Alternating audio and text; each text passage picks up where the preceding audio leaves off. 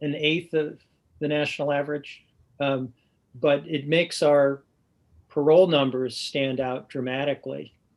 And through the pandemic, we have not really seen a change in the use of technical violations by parole officers, which has been a major driver for the numbers we do see in our jail. At any rate, Jen, did you have a question? I thought I saw your hand up. Yeah, I did just have a question. I'm on your less is more New York fact sheet. And one of the things I see is that it says certain technical violations could still result in jail time, but would be capped at a max of 30 days. And my question just is, are you saying that after the hearing, a judge would sanction jail time? I mean, because right now after the finalized hearing, they either become state ready and go to state prison, or parole is restored. Are you saying that as a sanction, they would give someone jail time? We're saying that if someone were to be incarcerated for the few technical parole violations that would still count, we'd ensure that they would only have a 30 days in that jail facility that they're at, or in prison. Okay, yeah, I'm just wondering thinking how it would affect our county jails if they were sanctioned or sentenced to 30 days in our facility versus going to a state prison. But I do the bolstering the due process, which is underneath it, where they would just be giving a written notice of violation until their court hearing. I find that definitely beneficial. I mean, we have quite a few people who will be here on parole violations that wait months to have a hearing, especially during COVID. I mean, right now we have seven people in our jail that are on parole violations. 7 out of the 32. That's a huge percentage. And some of them end up not getting a hearing in the 30 days. Is that correct, Jen? Yeah, so we've been doing our best to allow, parole to do it virtually if they want to, or to come to the jail and make the situation as safe as we possibly can with COVID protocols. But yeah, they just extended it. They're not taking any state-ready inmates for another 30 days. So they haven't taken anyone to state prison who's state-ready, so to speak, since mid-December. And now we're going into mid-February before they'll reevaluate that. Okay. Henry. Yes, thank you for your presentation. I was wondering, what are the main objections to the bill?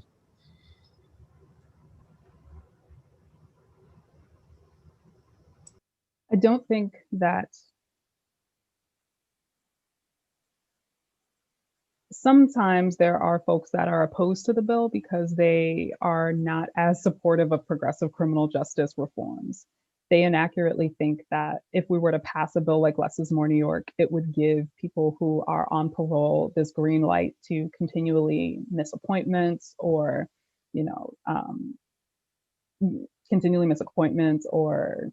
not show up to meetings with their parole officers. And so our strongest counter is this actually does work. And if you even look at the number of people and who signed on to our campaign, there are a number of community supervision experts throughout the country, including like the group Exit, which is a whole conglomeration of current and former community supervision experts who look at the data and can say this actually is going to work, and it has worked. New York is just lagging. So that's like the biggest opposition that we typically get for Less is More New York. Okay, I see Jason, the sheriff, and then Matt. So Jason? Yeah, I just briefly scanned through everything, and it looks to be similar to what we've had common discussions in the past about challenges with not only just overcrowding of our jails with parolees, but just in general as we look forward to more alternatives to incarceration and more, as you mentioned, more progressive criminal justice reform. One thing that just made a note is, and you answered it, I think, earlier, is this goes to the Corrections Committee in the Assembly. And we happen to know a former colleague of ours at the county legislature that is on now the Corrections Committee, that'd be Anna Kelles.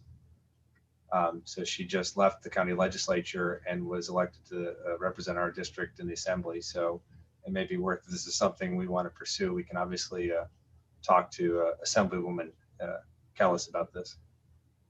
That would be great. And actually, one of our working group partners has recently reached out to her, and I believe they did have a meeting with Assemblymember Kelles, and so we are like on top of meeting with new legislators. But Jason, if that's something you're interested in, or if anybody on here is interested in doing more work and meeting with their elected officials about this, we can provide some talking points. We can provide some of the best practices that we've used, and even more, like we can do presentations like these if it's advantageous for your group.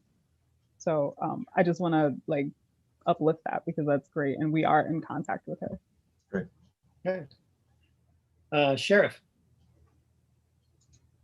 Yeah, Kenyatta, thanks for your presentation. So in some work we've done with the Vera Institute, I know that, due to bail reform and other things, and even alternatives to a lesser extent, but our jail numbers across the state are significantly declining, but we're also not seeing a reduction in the racial disparity of people going into jails and prisons. Actually, I think it's in some ways increasing. Has that come into play with your work? And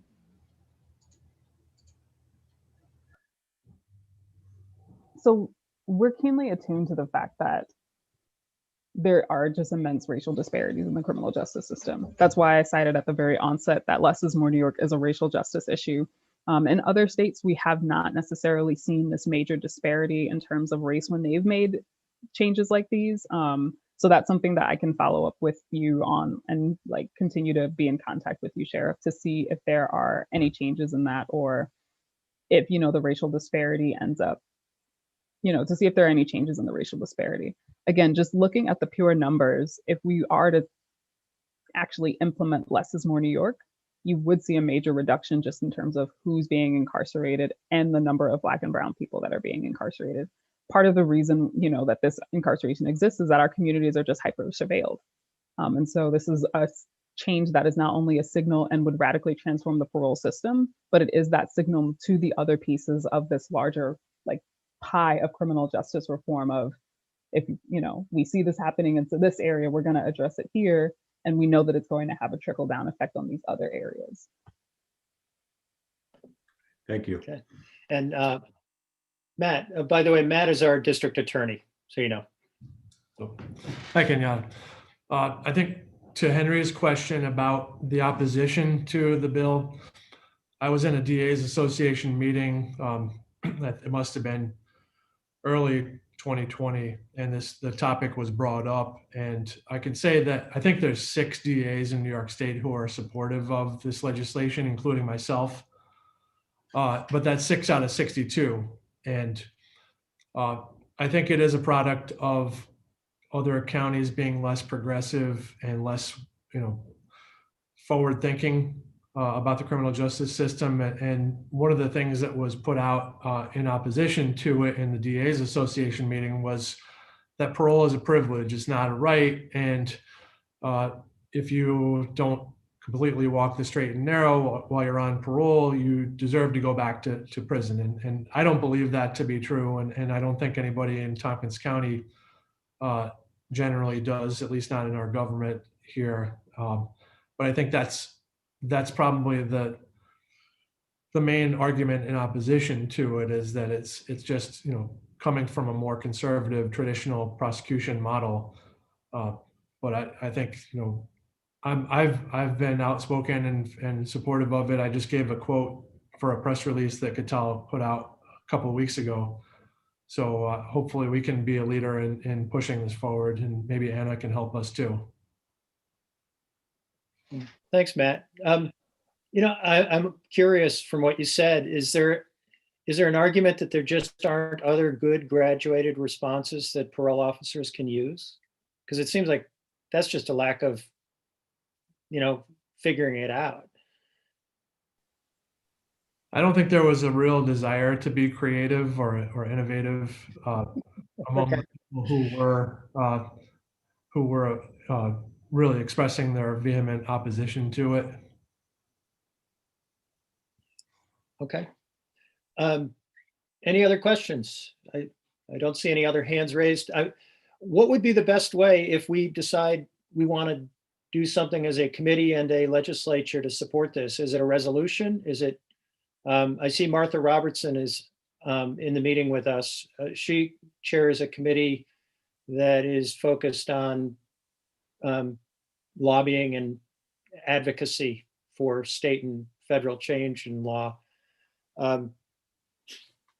What would you say is the best pathway for us, Kenyatta? So there's a number of things, and I also just wanted to thank you again for submitting the quote for the press release. I was really excited when we logged on and I got a chance to see you. I was like pretty giddy. So the first thing I would say, a resolution actually would be really great. It is a signal to those other districts in New York where they have not supported Less is More New York and those other legislators that Tompkins County is actually a progressive county that's like leading the way and paving the way on criminal justice reform. And so that would be a major, major help. And secondly, when it comes to what the work of maybe individuals or groups of people in this call can do, if you're able to reach out to your local elected officials and have a quick 15-minute conversation, that is actually a really powerful thing.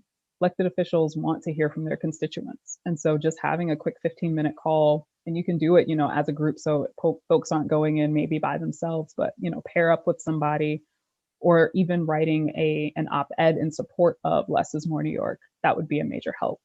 And for the individuals on the call, I put it in the chat as well, but we have a quick 2-minute online action that anybody can do. And so this is something that you can easily share with your colleagues. You can easily share with other members in some of your smaller committees. And that will just allow you very quickly to email, call, or tweet your elected official in support of Less is More New York. And I have a number of other ideas, and there are a number of other ways that folks can support. So I'll also put my contact information in the chat. And if anything resonated with you and you want to continue to push for Less is More New York, I'd absolutely be willing to have a quick conversation and we can talk about some other unique ways to support the bill. Hey, Martha. Yeah, hi. Sorry, I got onto the call late, but so I missed most of your talk, but I'll follow up on the online. Rich, I would suggest that if the committee, it'd be really most effective and powerful if the committee puts together a resolution. I think, you're the subject matter experts on this. It would be stronger coming from the committee than from Tiger. Okay. Okay. Mike, Henry, or Glenn, Thanks. what do you think?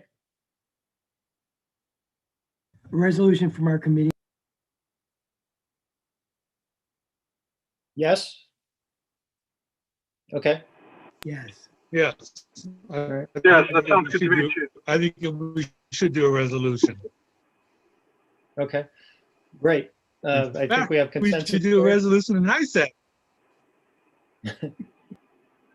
Yeah, we certainly could do that too. That's a good idea. Kenyatta, you mentioned a $600 million figure. Is that related to the technical violations or all parole? It's a $600 million figure that's specifically related to the technical parole violation. And so it includes not just like the reforms that it would make, that Less is More New York would make within the parole system, but also specifically like looking at not incarcerating people for these minor infractions where they're just cycling in and out. And we also have a fact sheet that I'll also drop in the chat, which it'll allow you to see like where these numbers come from, and it explains it a little bit more about how these cost savings occur. Okay. Yeah. If New York State was looking for additional ways to save some money, but of course they're not in any financial trouble this year. So maybe that argument wouldn't work. I don't know. Kidding. Martha, is your hand up again or is it just up?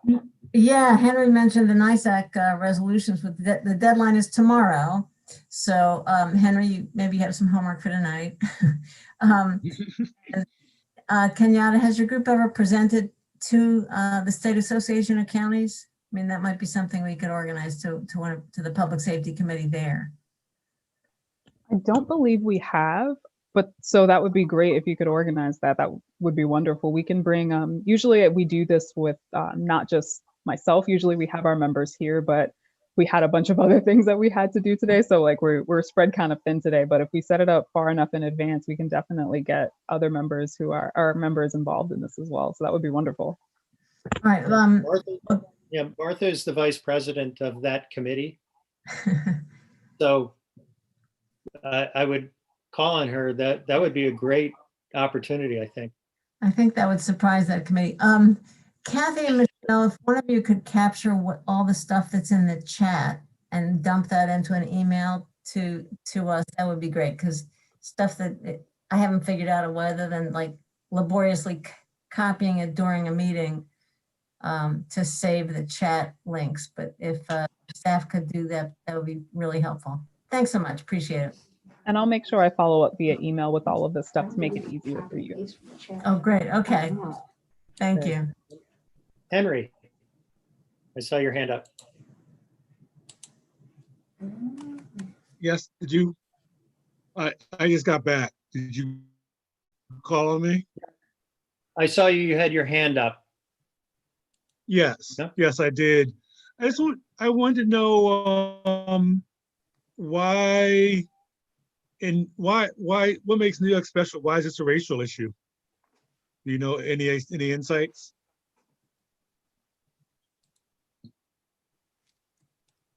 I don't think this is unique. Versus other states. I don't think it's unique to New York. I think that racial disparities exist in all 50 states because we have a race, like racism is alive and well. And so we have to address it head on.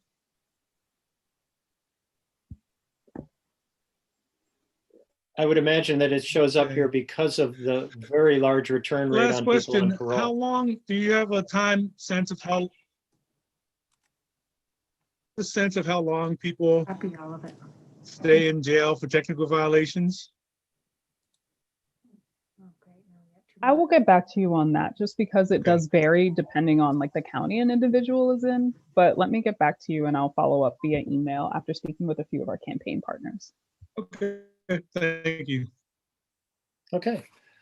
Anything else? Anybody? All right, seeing none. Kenyatta, thank you so much for this presentation. I think this is a really worthwhile thing to spend some time on and some effort. And it certainly sounds like we will get a resolution together. We probably won't get that passed until our next meeting, but if there's an opportunity to present at NISAC, that might be a good avenue as well. And yeah, getting the links in the chat would be good. Anything else from anybody? Okay. All right. Well, again, thank you. Thank you so much. This was wonderful and I'll be following up very soon. So enjoy the rest of your day.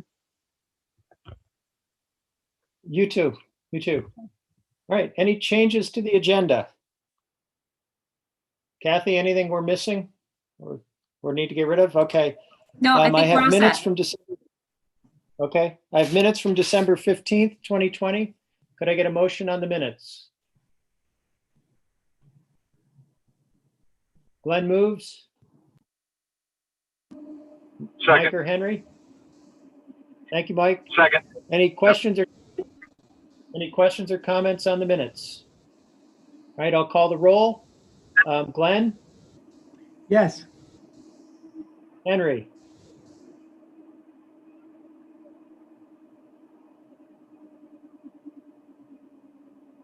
didn't get you there, Henry. Oh, yeah, my internet keeps going out. Yes. Okay. Mike, Yes. okay. Next item, we have advisory board appointments. And let's see, we have Deanna Bodner to CJATI. We have Louise Miller to CJATI and Benet Rubenstein to CJATI. Could I get a motion on those appointments? Glenn moves. I second. Thank you, Henry. Any questions or comments on the appointments? All right, I'll call the roll. Glenn, Yes. Henry, Yes. and Mike.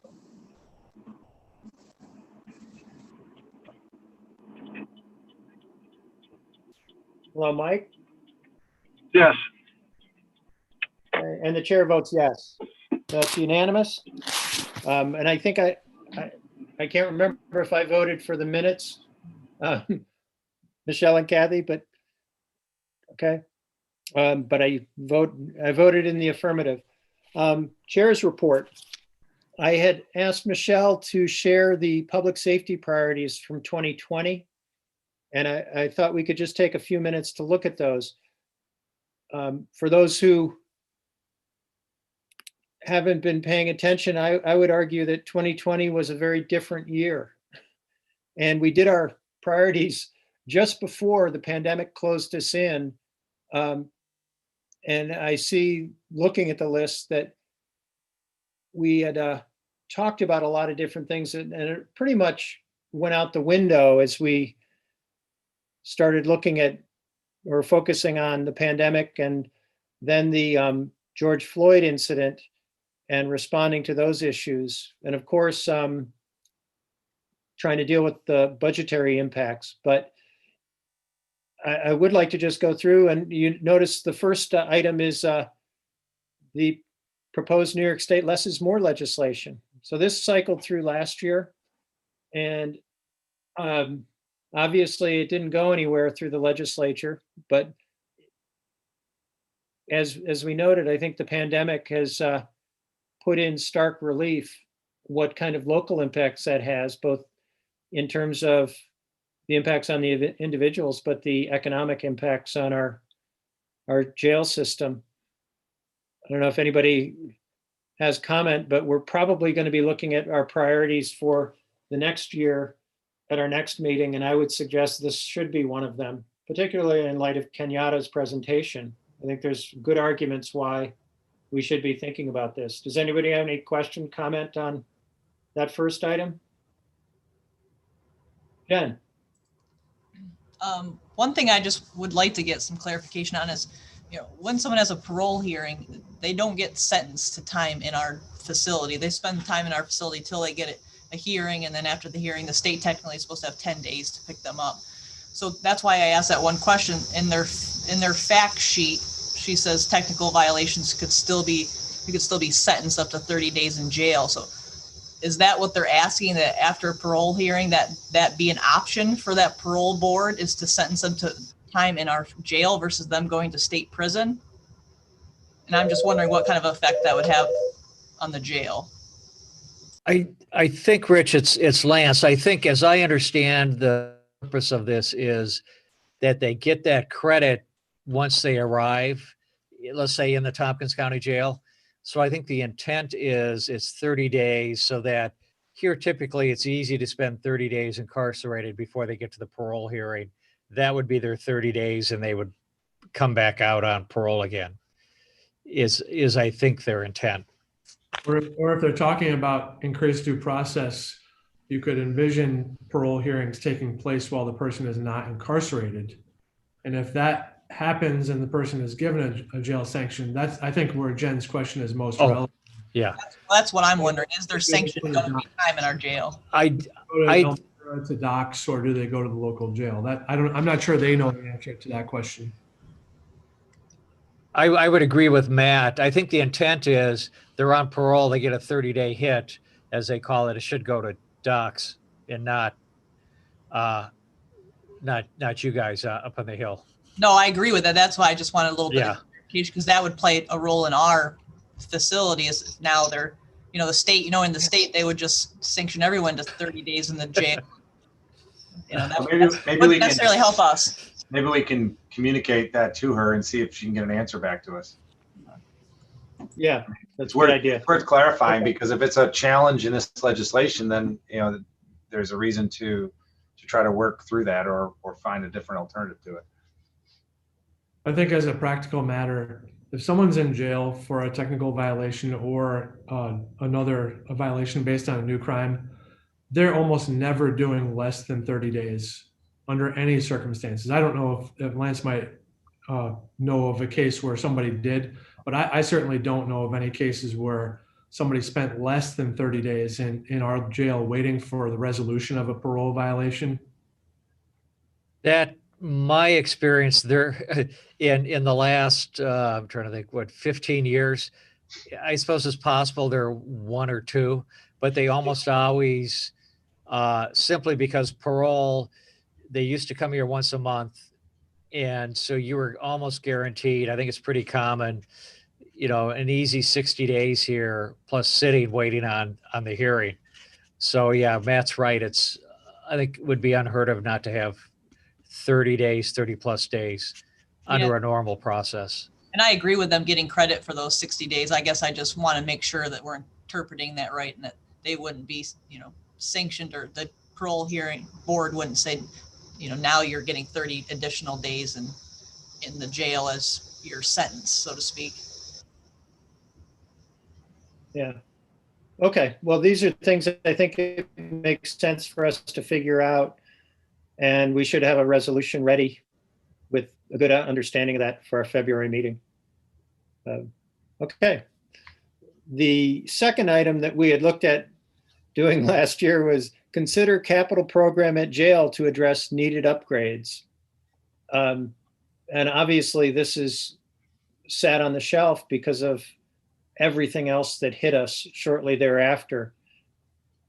But the issues at the jail, I assume, haven't gone away, Sheriff. They haven't magically fixed themselves. Well, I finally got some new carpet in my office since 1972, so that's a positive. Okay. Okay. Wait, that was supposed to go in your office? I thought it was supposed to Yeah, go it's in in my general. office. Mine was the only office in the whole place that still had original flooring.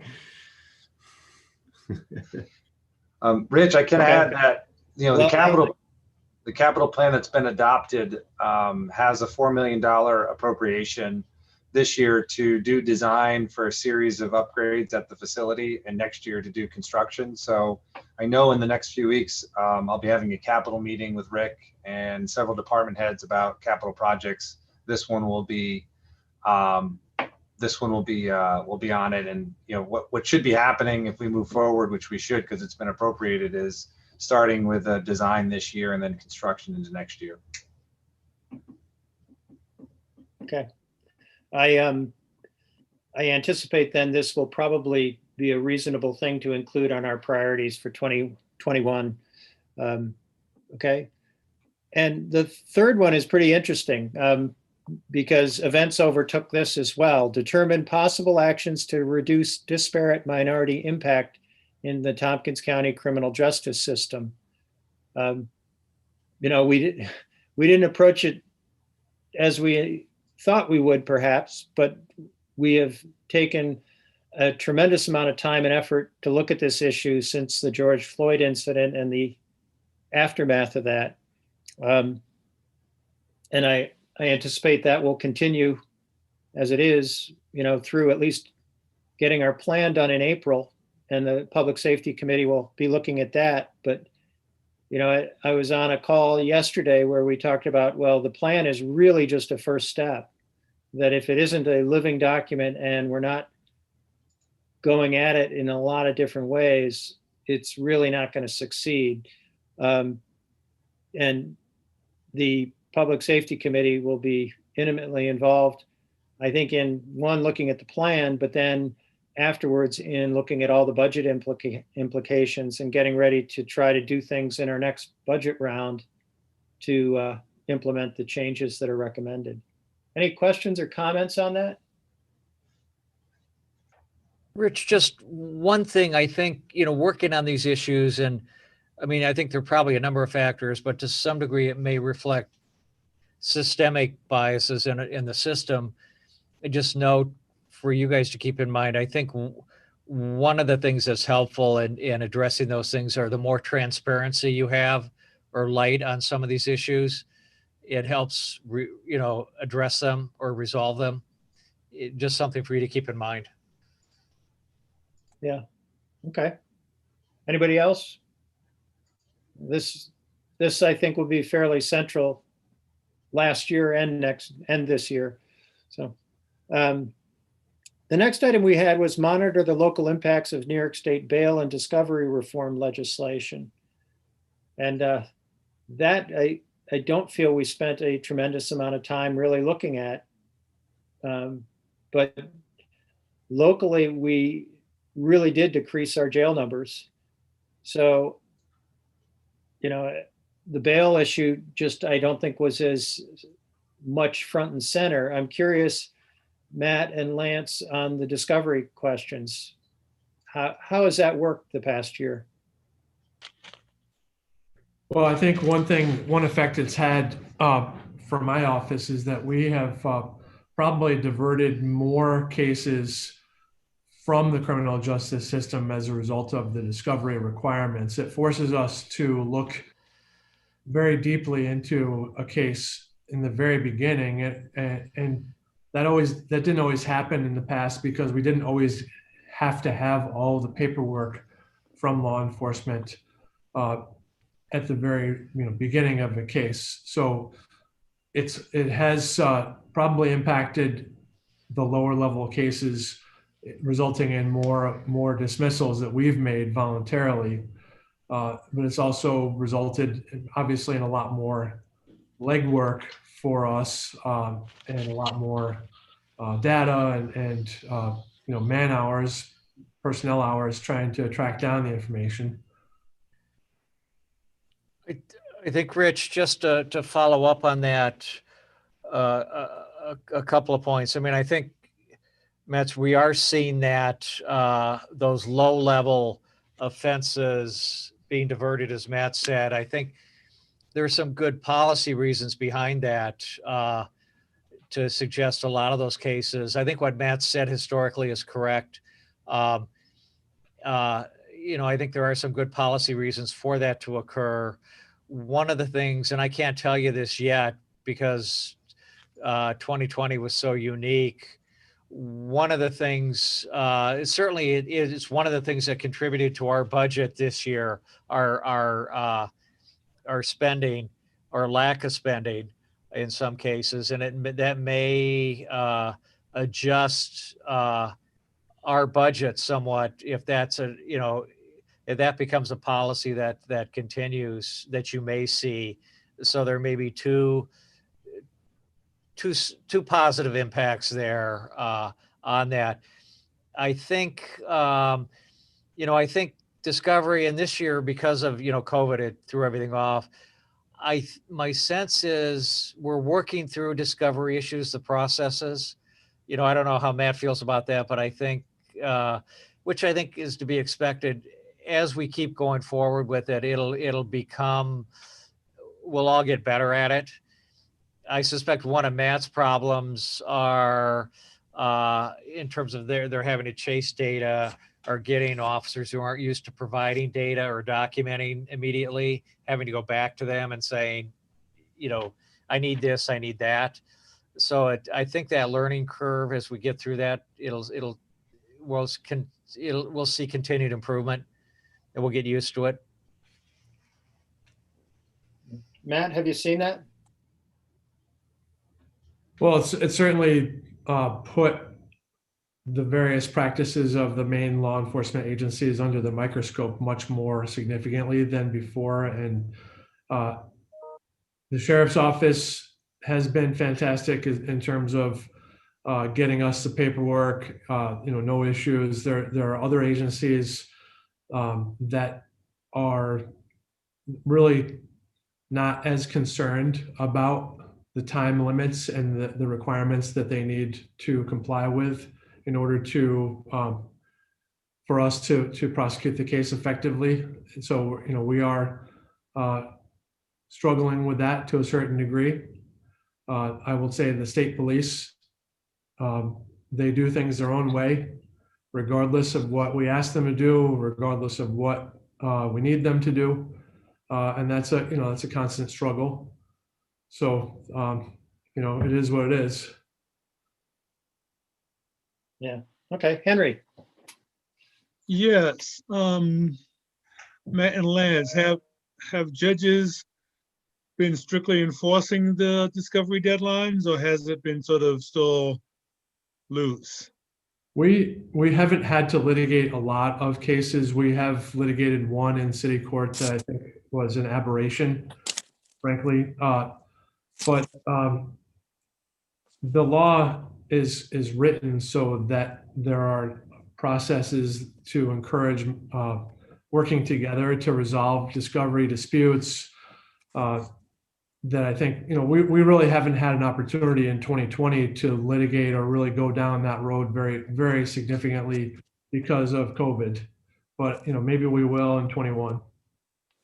I would agree.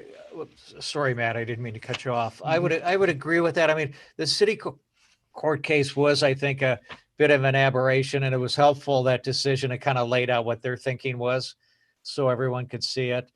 I think, and COVID, because one of the things with COVID, they kept implementing tolling of a lot of these time periods.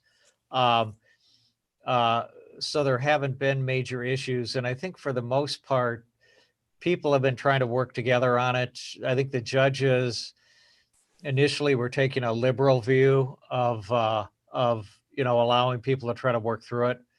I think we're better off than some other counties, which I guess isn't a surprise because we typically say that. But we'll see. Matt's right. There may be more as we get back into a more normal time frame. There may be more headbutting over it, but it seems to be going okay for the most part right now. Okay. Jen, did you have your hand up? Yeah, I just wanted to agree with Lance and Matt that I think part of it is, retraining officers to collect certain information and document in a timely manner. But I also wanted to put out there that I think another part of it is that they're used to having a certain amount of time to collect this information, write a really good report. Now that they're under a little bit more time constraint. So when you're going from call, and then the next day it's the same thing. I mean, being able to have time to actually sit down and write a good report, collect the information that you need to collect, it could be challenging. It does put a lot of strain on the deputies to make sure they're collecting all the data when they have another call coming out. So sometimes that makes me a little nervous. I know CPE is analyzing the 911 data and what calls and the deputies are going on and how long they spend on a call, but I'd hope that people also consider how much time it takes to actually write the report after you go to that call, and scan and include all of the forms that you need and talk to the witnesses and get all the witnesses' information. So I think that plays a big role in it too. Sure.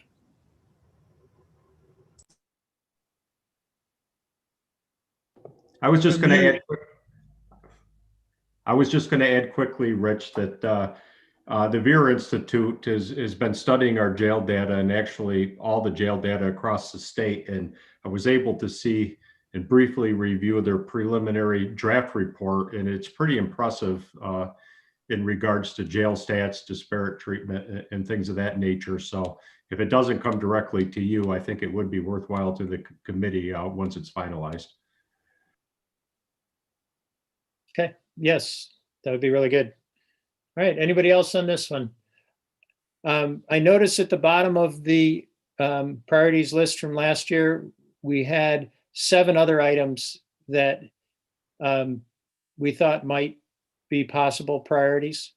And one of them I see lead looks like it's going to really go forward this year because of the funding that the city got.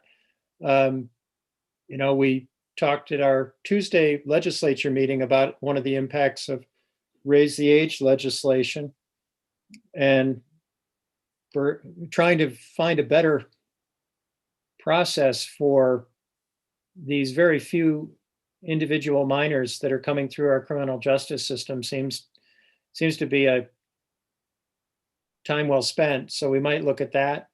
The governor is already spending the money from marijuana legalization this year, as I think he did last year. So, that one might be worthwhile to look at. And of course, the Wellness and Recovery Court did not open up in April because of the pandemic, but it's my understanding it's now open to referrals from the town and village courts. Does anybody know if that's the case? Yes, Dan? So we should see some expansion of that. I'm not sure we need to make it a priority, but we should probably get some information. Maybe I could have Judge Miller come and talk to us about it and see how that's going. EMS services, again, that's one of those ones that I don't think it's gotten better on its own. And that's going to be a continuing issue.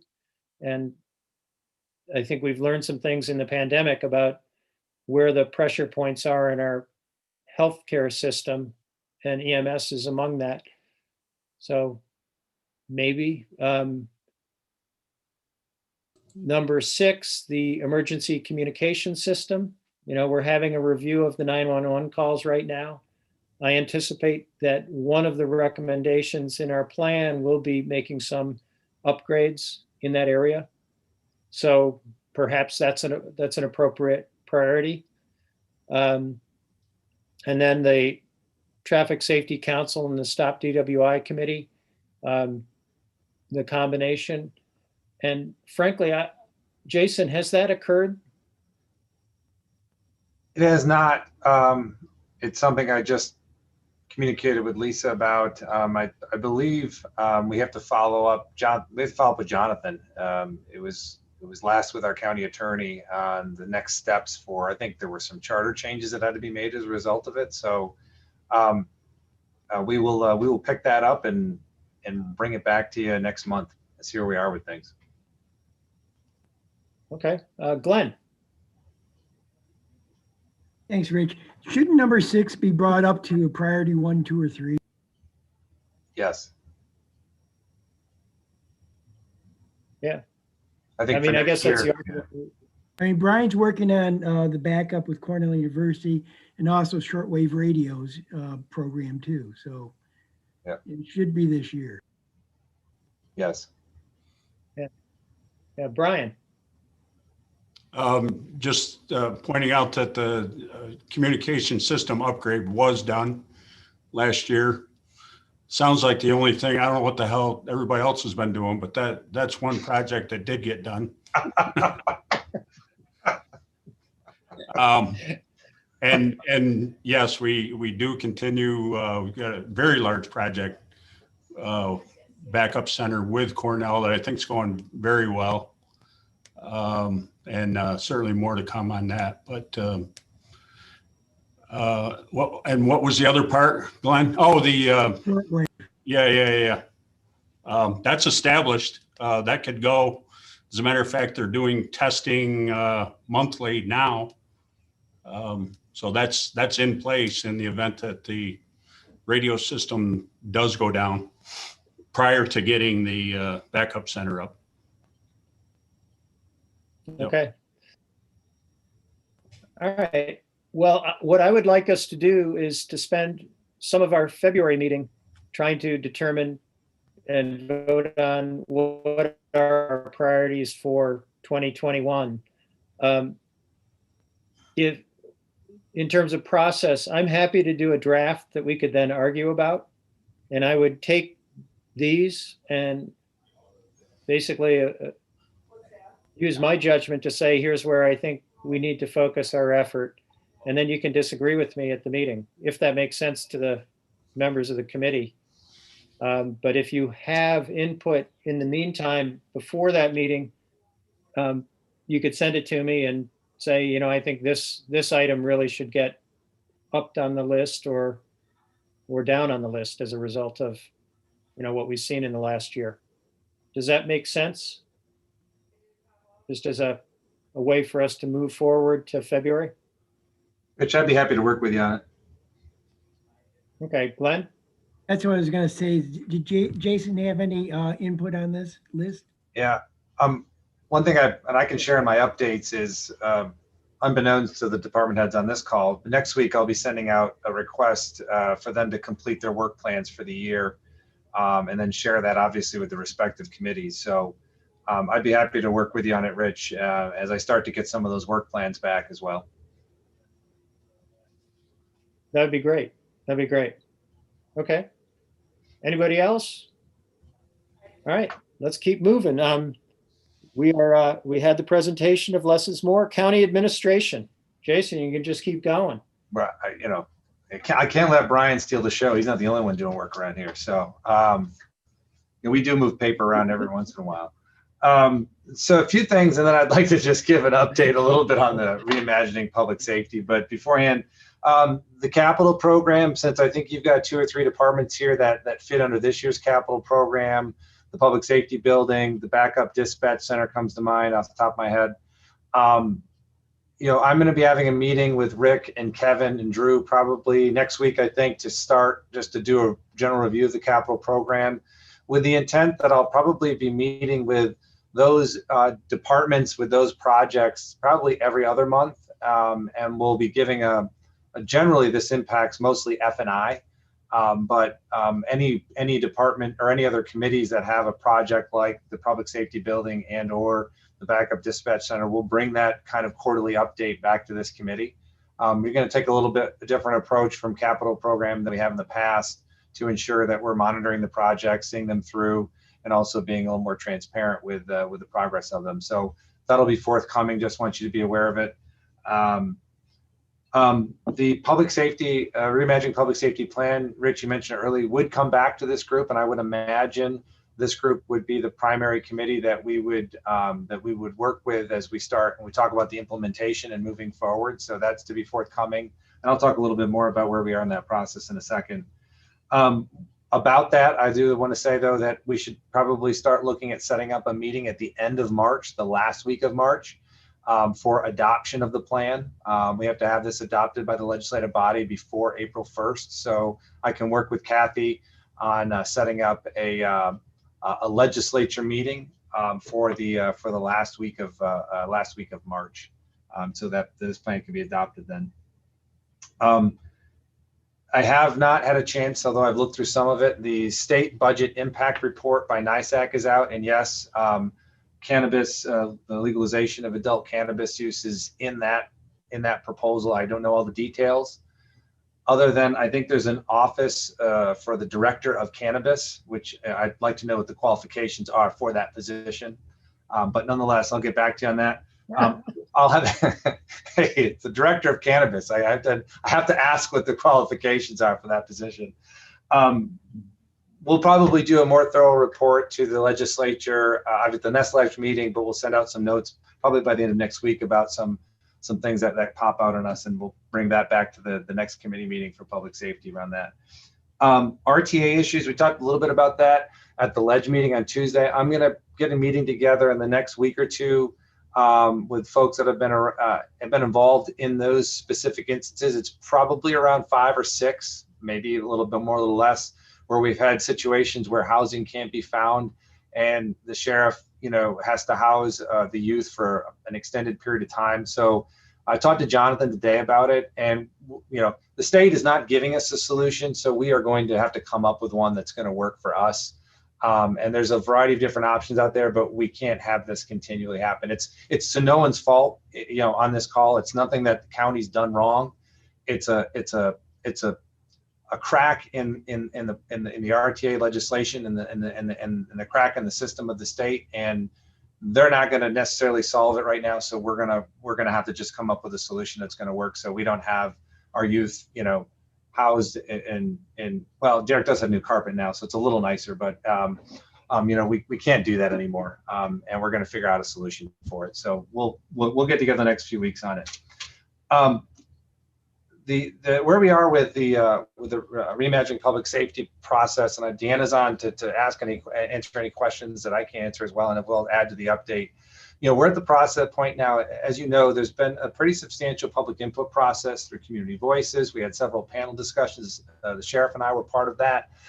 There's been a substantial focus group efforts where you've had subgroups of community members that have met in safe spaces to give feedback. I think there's been over a dozen of those. They've been facilitated professionally. You have a good academic group and data team that has been able to pull and is starting to pull this information together to identify themes. And they're in the process now of drafting a draft report with those themes, data collection, as well as recommendations that will come from this. So I suspect in the next 2 to 3 weeks, We will have a draft report for public consumption, and we'll start the public review process of the report. But, I would say the next 2 or 3 weeks, we're going to, Deanna's already starting to reserve time on my calendar so that I'm able to read and review some of the draft reports so that it's ready for presentation. I want to say at the beginning of February. That's where we are in the process. Longer picture, bigger picture, I think, which is important, is what you mentioned earlier, Rich, is that this is the first step, as I mentioned, of the long stairwell. There's a lot of good input, a lot of good feedback that's happened, and now we're going to be faced with the first thing is going to be the presentation of it to the legislature, and then the legislature's response to that and ultimate adoption of the plan and the recommendations in there. And then once that happens, then it's the next step of implementation and how we foresee that. And I while we haven't necessarily envisioned every element of it, I would envision, again, robust groups of partners, community partners, all working together to start to bring those changes and those recommendations forward into action. And probably both the combination of action and more study with more action happen, depending on issues and how big or small. I also want to say that this is not germane just to law enforcement. When we talked about reimagining public safety, it encompasses public safety as a larger function, but also it's going to carry in, as it should, into other services and other departments, and ultimately into how we operate as an organization. So this is not just a law enforcement specific initiative in my mind. I mean, this is a cultural change in the organization because they don't function independently, they function interdependently, and there's a lot of other partners and players in this, both in the organization as well as in the community. So this is a big step, one step of many more to come as we get ready to look at this plan and then ultimately implement it. It's kind of where we are. Deanna, would you have anything to add to that? You've been very hands-on in the process, so if you have anything to add or anything I left out, please add it. Wanted to speak to the collaborative in the sense of that with the partnership with the City of Ithaca, as we move towards plan adoption and continue to solicit community input, we'll be trying to mirror those schedules. And so we'll be asking for flexibility and time. We've also received some requests from Common Council as well. And so our plan is to make sure that whatever process we run through Tompkins County, we do the similar efforts for the City of Ithaca as well. And so again, in terms of true collaboration, then also, so in addition to some of the feedback that's and process and outreach we've done with some of our neighboring smaller jurisdictions. I had a phone call today with the police chief from Cayuga Heights, who had just asked some questions about our process, what we could do to be supportive, and so provided some of those information, provided some information there. And he just wanted to, be assured, that yes, we're all having similar challenges, but also we want each process to be based upon what's appropriate for the jurisdiction. So we shared some of our focus group questions. We shared some of our documentation as well, but then also I shared some other plan documents and also indicated that when our draft is ready, we would share that with them as well. And then also we had a call last week with the town of Dryden as well. And so just wanting to reach out to some of those smaller communities to the degree that the Sheriff's Department, also the services there impact what they do, but also just being a good neighbor, which is really important in the process because again, equity belongs to all of us, and thinking about capabilities and some of those things in some of the process. And so that's all I was going to add to that. And so thank you again for everybody on their time. And I know that there are lots of differing perspectives around this. And so when we think about reimagining, it's again about the ecosystem, the entire county structure and City of Ithaca structure. We've received feedback from various actually employees in various spaces that said, if we're looking at one area, we can't have folks having one experience in one department and then another experience in another department. And so to the degree that this belongs to all of us, so they just happen to have an executive order to look at this specifically. If we're going to achieve cultural transformation, we'll have to have a more comprehensive effort. That's all. Thank you, Jason. Okay. Well, thank you for all that. Jason, I formed a mental image of the bowl of medical edibles or marijuana edibles on your desk, and I had trouble concentrating on the rest of it. My gummy bears that I used to have here? The day will come. No, they will not come. No. Edibles. Anyway. Just to, Martha put a note. Martha put a note in the chat. Yes, we would definitely be presenting this well before you vote on it.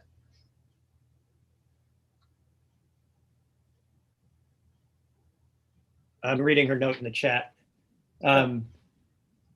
Yes, yeah, I think we do need to make sure we've got some transparency so everybody understands the direction we're heading.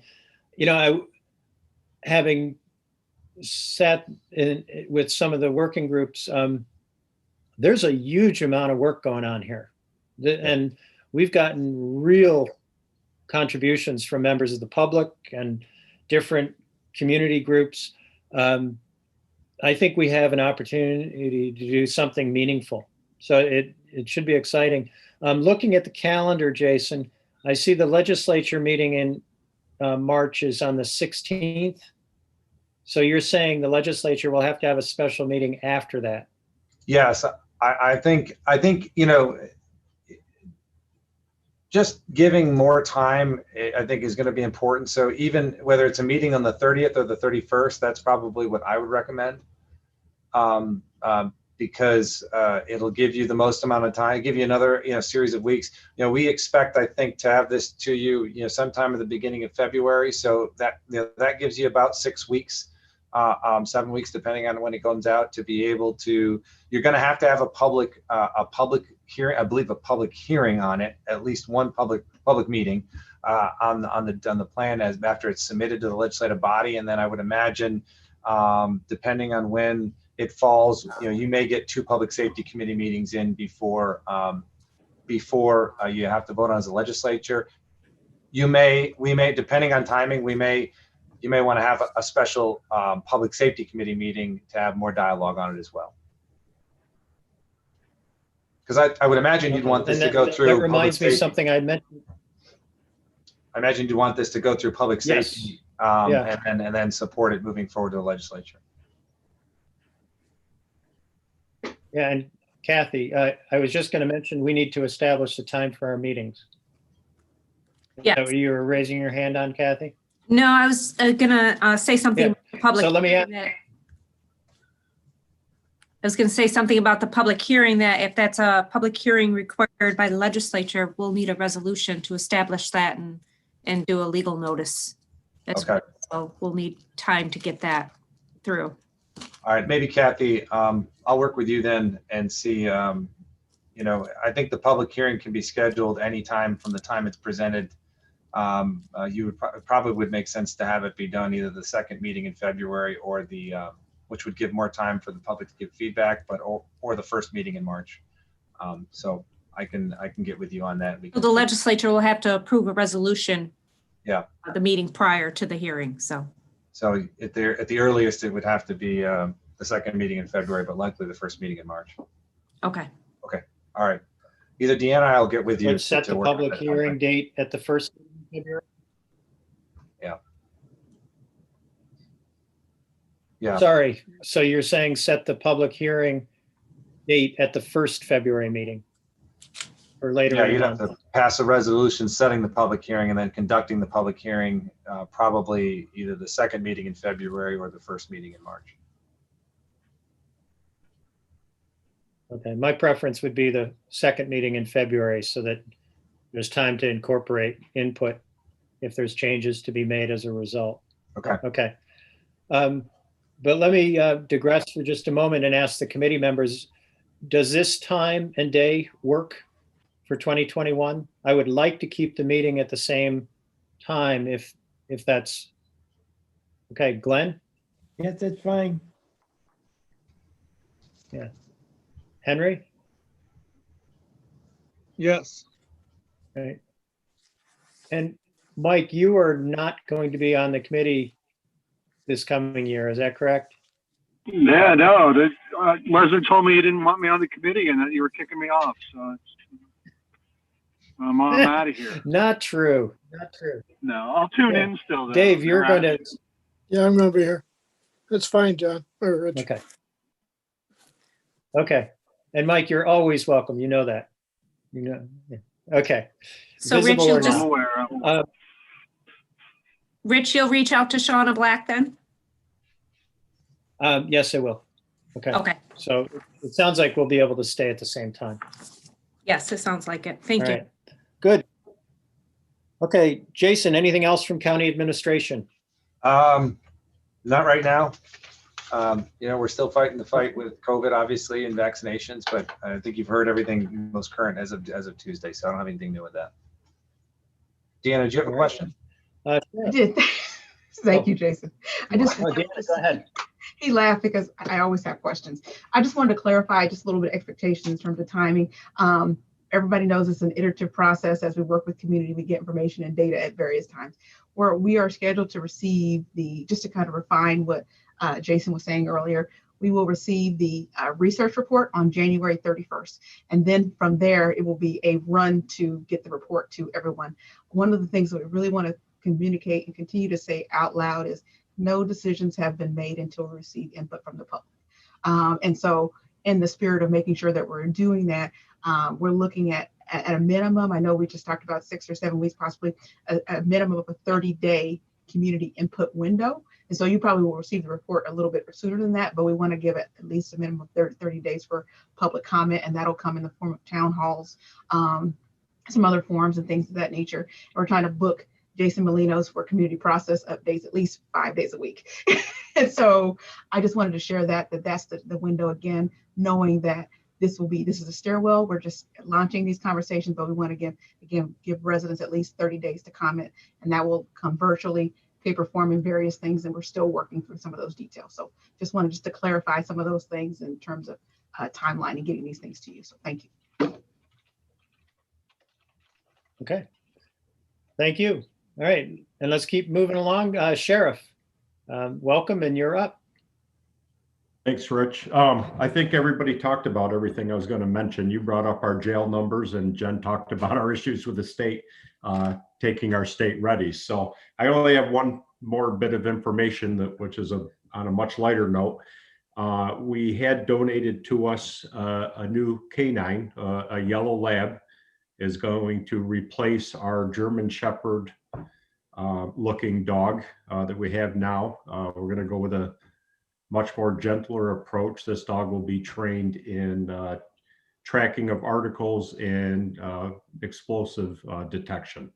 So it'll be a good tool for us in missing persons, the elderly, those that suffer from dementia, and those that are in our Project Lifesaver program. So as you know, our canine handler was promoted a while back, so it was more difficult to keep him in both roles. The current dog had some health issues, and this new one kind of fell into our lap. So we're pretty excited about that, and we're hoping to engage the public in this somehow and let them pick the name of the dog. So that'll probably be going out shortly. I'll be working with Dominic on some kind of media release.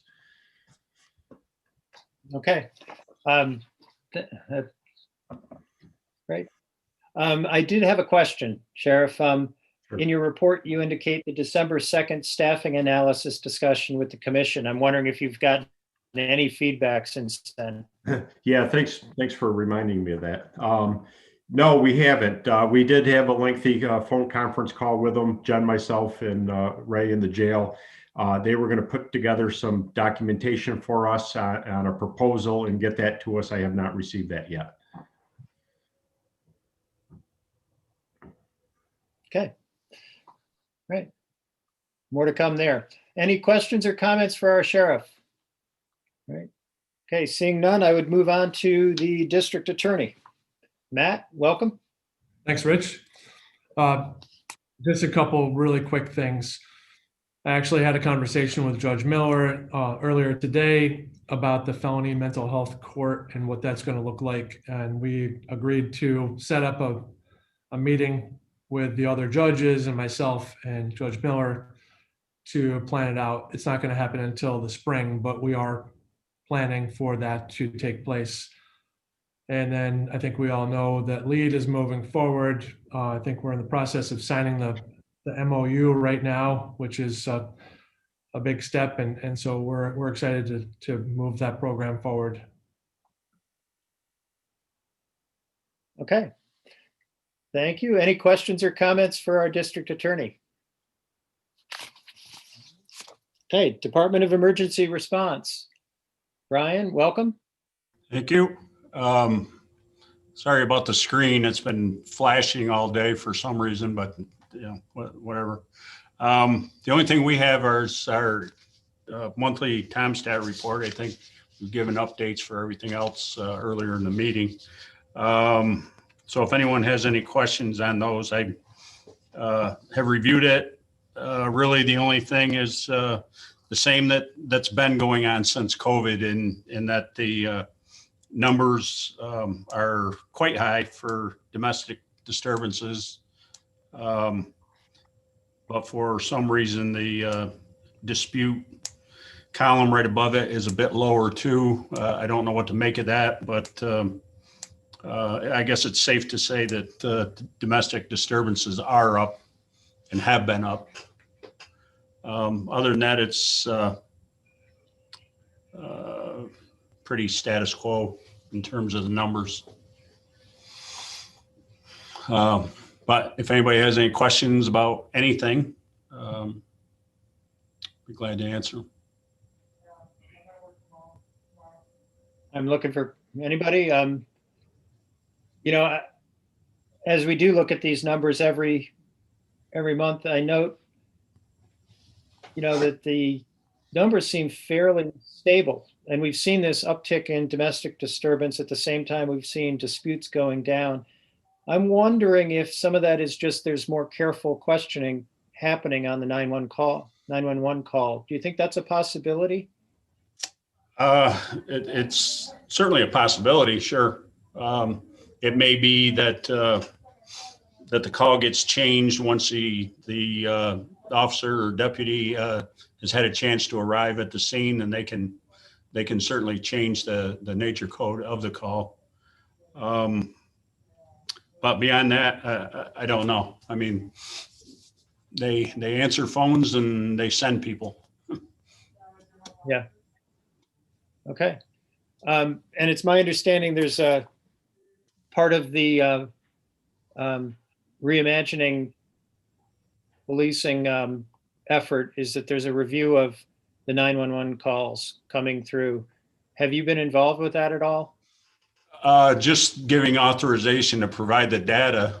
I think there has been some, our communication center manager has been involved to some degree, although I don't think a lot. But at some point they're going to need to, because I'm sure that it will affect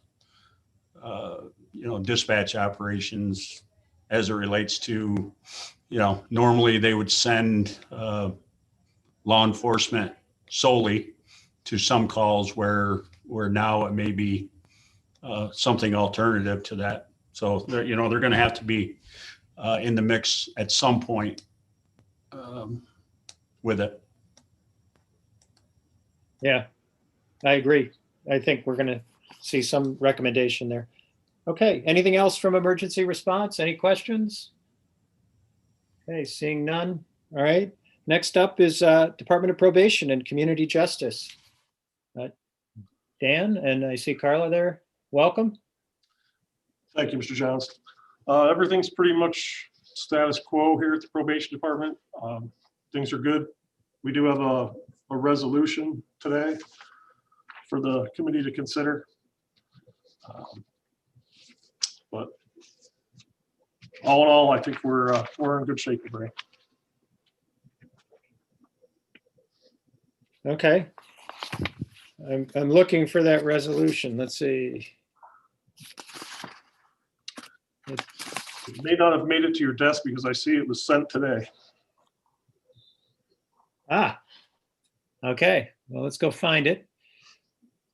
Maybe you could tell us about the resolution while we're hunting. Okay, it's a resolution authorization to accept an award of a grant from New York State Division of Criminal Justice Services. Action requested is a resolution being submitted to the Public Safety Committee for review and approval. This resolution also requires approval by the legislature as a whole. Probation Director has been notified of a grant award of $6,684 for the period of October 20th or October 2020 to September 2021 from the New York State Division of Criminal Justice Services to help defray the costs of implementing Leandra's law and monitoring ignition interlock devices. The financial implications would be DCJS will fund Tompkins County at a rate of $1,671 per quarter, subject to timely submission of quarterly reports. The probation department has taken on the responsibility for reporting requirements of the grant. Okay. I'm looking for that in my email and I'm not finding it. Do you know who sent it? Laurel Rockhill. And it might have only gone to Michelle. I don't have a copy Michelle? of it.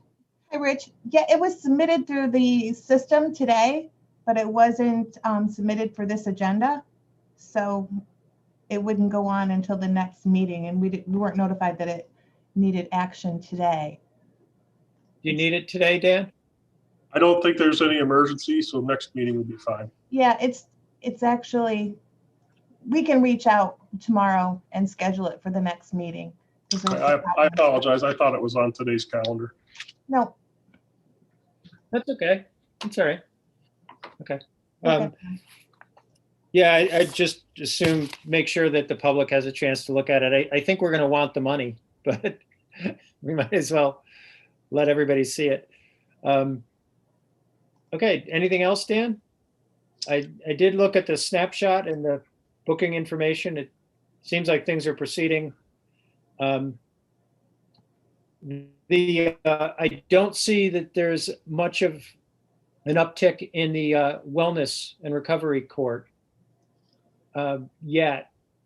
No, just to say that I've spoken with Judge Miller, and they are prepared to take misdemeanor cases from any of the outlying courts, not just the city of Ithaca now.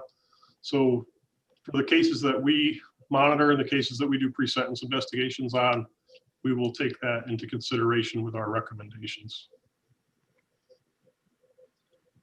Okay. Has there been any conversation with the courts about this change? Are they aware of it?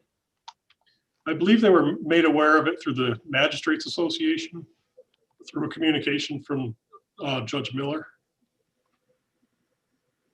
Okay.